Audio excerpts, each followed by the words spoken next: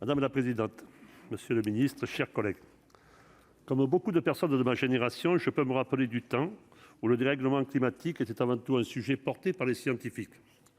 Ces derniers nous alertaient sur les variations du climat à venir, sur leurs conséquences. À cette époque déjà, il pouvait arriver que leurs paroles soient remises en cause. Mes chers collègues, aujourd'hui, l'heure n'est plus à la prévision scientifique. Le changement climatique est d'ores et déjà une réalité sur nos territoires.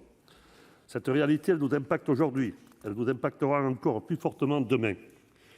Face à ce phénomène, nos agriculteurs sont les premiers concernés. La ferme France est en première ligne, que l'on parle de sécheresse, d'inondation, de gel ou de grêle. Les aléas climatiques sont de plus en plus fréquents et de plus en plus intenses. J'ai l'habitude de dire que le risque aléatoire qui pesait naturellement sur les récoltes de nos agriculteurs se transforme d'année en année en un risque certain. Nous avons eu une nouvelle illustration avec le terrible gel du mois d'avril dernier. Suite à cet épisode, j'ai passé 3 jours aux côtés d'agriculteurs gardois en détresse, un peu partout dans mon département.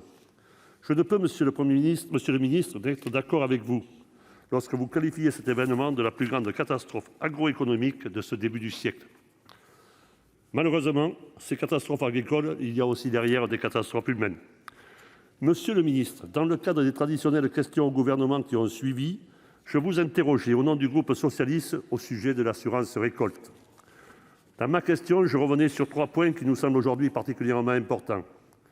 Un recours massif à la solidarité nationale au nom de notre souveraineté alimentaire.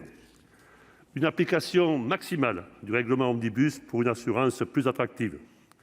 Et enfin, la création d'un pool d'assurance qui permettait la mutualisation du risque. Ainsi, comme a pu vous l'expliquer mon collègue Montaugé, il est clair que le projet de loi qui nous est présenté répond à certaines attentes formulées avec constance par notre groupe. En cohérence avec les propositions qui ont été toujours les nôtres, nous accorderons donc un vote favorable à ce projet de loi. Pour autant, nous tenons à vous faire part de nos réserves et de nos points de vigilance. Comme cela a déjà été dit, ce projet de loi renvoie beaucoup de décisions à de futures ordonnances. En ce sens, nos réserves concernent moins ce qui est inscrit dans le texte, mais ceux qui malheureusement n'y figurent pas. Nous espérons que vous saurez nous entendre. Oui, monsieur le ministre, nous espérons que vous saurez nous entendre. Car nous souhaitons la réussite de cette réforme indispensable à notre agriculture, pour sécuriser nos agriculteurs, pour préserver notre souveraineté alimentaire. Néanmoins, pour atteindre cet objectif, certains axes sujets majeurs devront être traités. Tout d'abord, il faut garantir le caractère universel de ce nouveau système. Chaque filière, chaque culture, chaque agriculteur doit avoir accès à un contrat d'assurance acceptable. Cette exigence doit faire partie du contrat d'engagement qui lie l'État et les assureurs dans le cadre de ce nouveau système à 3 étages. Bien entendu, cette question est liée à la plus globale, à l'attractivité de l'assurance multirisque climatique. Alors que cette dernière ne couvre aujourd'hui que 18% de la surface agricole de ce pays, le niveau de franchise de subventions, ainsi que les différents seuils qui seront fixés par ordonnance, devront permettre d'accroître considérablement ce chiffre. C'est de cette manière seulement que l'on pourra rendre l'agriculture française plus résiliente au changement climatique. En effet, le succès de cette réforme se mesurera très facilement en fonction du nombre d'agriculteurs souscrivant une assurance multirisque climatique.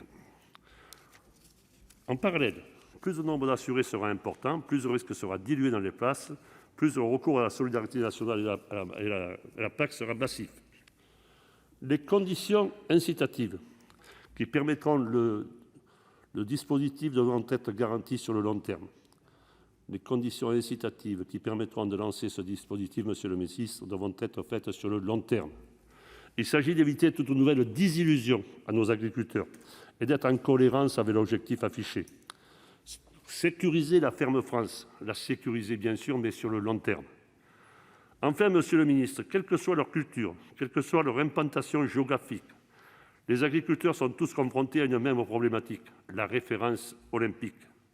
C'est un véritable frein à l'assurance. C'est pour cette raison que ce processus législatif doit impérativement s'accompagner d'un engagement de la France au sein des instances internationales pour permettre de modifier en profondeur ce règlement issu des accords de Marrakech.